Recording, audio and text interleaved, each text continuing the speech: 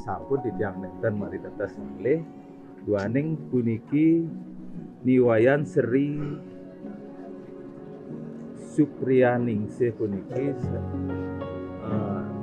okan iki Ketut Supratika puniki sampun menjabat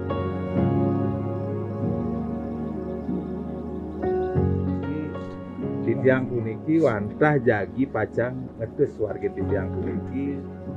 renggalah puniki raine Bude Paing Krurut pinanggal 6 November 2024 puniki jagi ketus titiang saking bacakan titiang riki ring widang jagat banyak tadi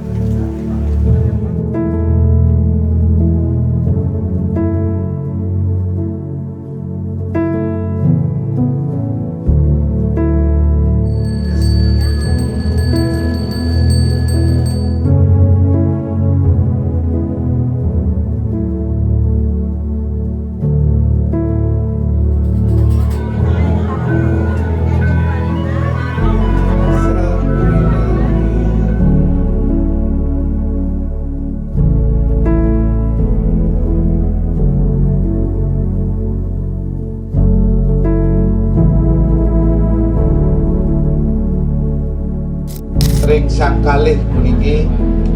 ngawit raine mangkin Uras Pati Pot Kelurut